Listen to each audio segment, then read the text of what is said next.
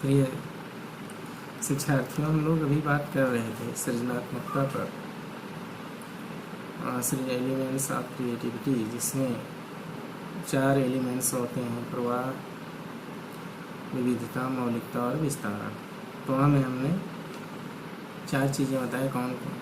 इसमें प्रवाह में भी 4 भागों में बांट दिए जाते हैं: वैचारिक प्रवाह, अव्यक्त प्रवाह, साहचर्य प्रवाह और शब्द प्रवाह। तो हम लोग इस पर बात कर रहे थे। तो वैचारिक प्रवाह क्या है? वैचारिक प्रवाह से आशय है विचारों के स्वतंत्र प्रस्तुतन को प्रोत्साहित करना। विचारों के स्वतंत्र प्रस्तुतन को प्रोत्साहित किया जाता है वैचारिक प्रवाह के माध्यम से, यानी जो विचार हैं उसको स्वतंत्र रूप से बता सकें, कह सकें, व्यक्त कर सकें। जैसे किसी कहानी के बहुत सारे शीर्षक बताना, कोई कहानी है उसके बहुत सारे शीर्षक बताना, कोई वस्तु है उसके बहुत सारे उपयोग बताना, और कोई वस्तु है उसको सुधारने के अनेक तरीके बताना इत्यादि। ये सब किसमें आते हैं? वैचारिक प्रवाह में आते हैं। दूसरा बताया हमने अभिव्यक्त प्रवाह। अभिव्यक्त प्रवाह में जो ही मानव की अभिव्यक्तियाँ हैं, उन अभिव्यक्तियों के स्वतंत्र प्रस्फुटन को प्रोत्साहन किया जाना चाहिए। जो भी वो व्यक्त करना चाहते हैं उसको स्वतंत्र रूप से बता सकें, इससे जो भी प्राकृतिक रूप से नेचुरली वो कहना चाहते हैं वो निकल के आ सके। जैसे दिए गए शब्दों से वाक्य बनाना, जैसे दिए गए शब्दों से क्या बनाना? वाक्य बनाना। दिए गए अपूर्ण वाक्यों को पूरा करना, दिए गए अपूर्ण वाक्यों को पूरा करना इत्यादि। साहचर्य प्रवाह, अगला क्या? साहचर्य प्रवाह। साहचर्य प्रवाह से तात्पर्य है दिए गए शब्दों या वस्तुओं में परस्पर साहचर्य स्थापित करना, संबंध स्थापित करना। जैसे किसी दिए गए शब्द के बहुत सारे पर्यायवाची बताना या विलोम शब्द लिखना, किसमें आता है? साहचर्य प्रवाह। अगला है शब्द प्रवाह। शब्द प्रवाह का संबंध शब्दों से होता है। जैसे दिए गए प्रत्ययों तथा उपसर्गों से बहुत सारे शब्द बनाने। उपसर्ग है, प्रत्यय है, उसमें लगा कर बहुत सारे शब्दों का निर्माण करना, ये शब्द प्रवाह में आता है। किसी व्यक्ति के द्वारा किसी सृजनशील परीक्षण के किसी पद के पर प्रवाह को प्रायः उस पद पर दिए गए प्रत्युत्तरों की संख्या में व्यक्त किया जाता है, और परीक्षण पर व्यक्ति के कुल प्रवाह, परीक्षण पर व्यक्ति के कुल जो प्रवाह होते हैं, प्रवाह के प्राप्तांकों को ज्ञात करने के लिए सभी पदों के प्रवाह अंकों का योग लिया जाता है।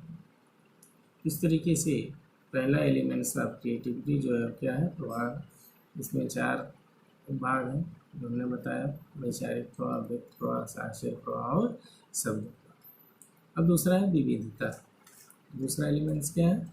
विविधता, फ्लेक्सिबिलिटी इंग्लिश में इसको बोलते हैं। विविधता से क्या आशय? विविधता से आशय है समस्या पर दिए गए प्रत्युत्तर या विकल्पों में विविधता से। ये समस्या है और समस्या में जो दिए गए समाधान में जो है उसमें बहुत सारे अंतर हो गए, बहुत सारे इसमें विविधता होने से इससे ज्ञात होता है कि व्यक्ति के द्वारा प्रस्तुत किए गए विकल्प या उत्तर, जो व्यक्ति उत्तर प्रस्तुत कर रहा है, विकल्प दे रहा है, दूसरे से कितना भिन्न, वह दूसरे से कितना भिन्न है। और विविधता में 3 विमाएँ होती हैं। इस तरह से विविधता में क्या होती है? 3 विमाएँ होती हैं। विविधता का अर्थ समझ में है कि जो भी उसका उत्तर है इस समस्या के समाधान में दिया गया है, वो जो और लोग दिए हैं उससे क्या हो? अलग अंतर उसमें होना चाहिए। विविधता की भी 3 विमाएँ होती हैं। विविधता की भी 3 विमाएँ होती हैं। कौन कौन 3 विमाएँ होती हैं? पहला है आकृति स्वतः स्फूर्त विविधता, फिगरल स्पॉन्टेनियस फ्लेक्सिबिलिटी। दूसरा है आकृति अनुकूलन विविधता, फिगरल एडाप्टिव फ्लेक्सिबिलिटी। तीसरा है शाब्दिक स्वतः स्फूर्त विविधता, सिमेट्रिक स्पॉन्टेनियस फ्लेक्सिबिलिटी। ये 3 हो सकती है। तो स्वतः आकृति स्वतः स्फूर्त विविधता का क्या है? आकृति स्वतः स्फूर्त विविधता का आशय है किसी वस्तु या आकृति में सुधार करने के उपायों में विविधता। किसी भी वस्तु की आकृति में सुधार करने की विविधता से। आकृति अनुकूलन विविधता से अभिप्राय क्या आशय है? किसी वस्तु या आकृति के रूप में दिए गए रूप में परिवर्तित करने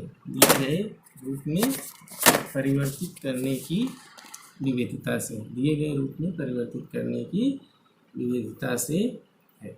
शाब्दिक स्वतः स्फूर्त विविधता में वस्तुओं या शब्दों के प्रयोग में विविधता को देखा जाता है। सृजनात्मकता के परीक्षण के किसी पद पर विविधता को प्रायः उस पद पर व्यक्ति के दिए गए द्वारा दिए गए प्रत्युत्तरों के प्रकार की संख्या से व्यक्त किया जाता है। परीक्षण पर दिए गए किसी व्यक्ति के कुल विविधता प्राप्तांक को ज्ञात करने के लिए उसके द्वारा विभिन्न पदों पर प्राप्त विविधता अंकों को जोड़ लिया जाता है। तीसरा एलिमेंट्स क्या है क्रिएटिविटी में? तीसरा है मौलिकता, ओरिजिनलिटी। मौलिकता से आशय है कि व्यक्ति द्वारा प्रस्तुत किए गए विकल्पों या उत्तरों का असामान्य अथवा व्यक्तियों के उत्तरों से भिन्न होने से। जो बहुत सारे लोग उत्तर दे रहे हैं उससे हट करके, यानी सामान्य से हट करके असामान्य हो, या जो भी उत्तर आए उससे बिल्कुल अलग हो, भिन्न हो। इसमें देखा जाता है कि व्यक्ति द्वारा दिए गए विकल्प या उत्तर सामान्य या प्रचलित विकल्पों या उत्तरों से कितने भिन्न हैं। जो सामान्य रूप से विकल्प दिए गए उससे वह कितने भिन्न हैं। दूसरे शब्दों में मौलिकता मुख्य रूप से नवीनता से संबंधित। मौलिकता मुख्य रूप से किससे संबंधित है? नवीनता से संबंधित होती है। जो व्यक्ति अन्यों से भिन्न विकल्प प्रस्तुत करता है, अलग विकल्प देता है, वह मौलिक कहा जाता है, ओरिजिनल कहा जाता है। वस्तुओं के नए उपयोग बताना, कहानी, कविता, लेख की शीर्षक बताना, परिवर्तनों के दूरगामी परिणाम बताना, जो परिवर्तन हो रहा है उसके दूरगामी क्या परिणाम है उसको बताना, भविष्यवाणी करना, नवीन प्रतीक खोजना आदि मौलिकता के कुछ उदाहरण। ये सब मौलिकता के कुछ प्रमुख उदाहरण। अगला एलिमेंट्स ऑफ क्रिएटिविटी क्या है? विस्तारण से तात्पर्य है दिए गए विचारों या भावों को, दिए गए विचार हैं या भाव हैं उसकी व्यापक या विस्तृत या गहन प्रस्तुतिकरण करना। ये विस्तारण मतलब। विस्तारण को दो भागों में बांटा गया है। विस्तारण को मुख्य रूप से दो भागों में बांटा गया है, शाब्दिक विस्तारण और आकृति विस्तारण। शाब्दिक विस्तारण क्या है? किसी दिए गए संक्षिप्त घटना, क्रिया, कार्य, परिस्थिति आदि को विस्तृत रूप में प्रस्तुत करने को कहा जा सकता है। उसको व्यापक रूप से विस्तृत रूप से व्यक्त करने को कहा जा सकता है। जबकि आकृति विस्तारण से क्या है? आकृति विस्तारण से आशय है किसी दी गई रेखा या अपूर्ण चित्र, कोई रेखा दी गई या अपूर्ण चित्र दिया गया है, उसमें कुछ जोड़ करके उससे एक पूर्ण एवं सार्थक चित्र बनाना होता है। तो यह आकृतिक विस्तारण में आता है। इस तरह से हम लोगों ने देखा कि सृजनात्मकता के कौन कौन से एलिमेंट्स हैं। चार मुख्य रूप से हैं। जो चार कौन कौन से हैं? प्रवाह, विविधता, मौलिकता और विस्तारक, जिसमें प्रवाह 4 होते हैं। सब कौन कौन 4 होते हैं? विस्तारण, अभिव्यक्त, साहचर्य और शब्द प्रवाह।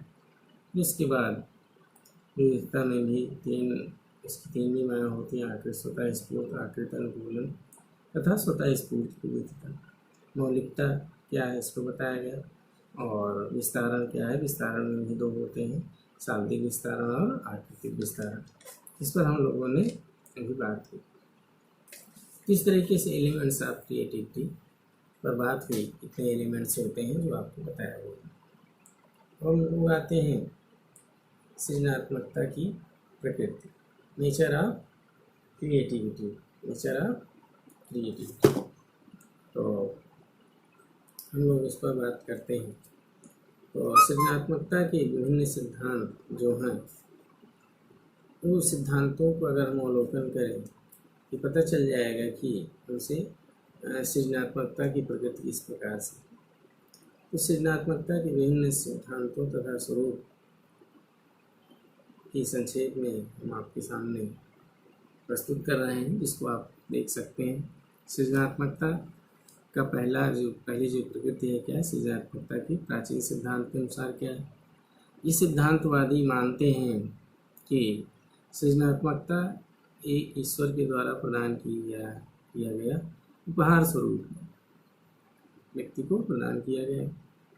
और अध्यात्मवादी व्यक्ति प्रायः जो अध्यात्मवादी हैं, जो अध्यात्म में विश्वास रखते हैं, जो धन विश्वास रखते हैं, वह प्रायः इस विचारधारा के समर्थन करते थे। ये सबसे पहला सिद्धांत आया था कि जो व्यक्ति सृजनात्मकता है वह ईश्वर के द्वारा व्यक्ति को उपहार स्वरूप प्रदान की जाती है।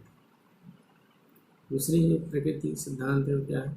उन्माद समकक्ष सृजनात्मकता सिद्धांत, क्रिएटिविटी इक्विवेलेंट टू इंस्टेंटी थ्योरी।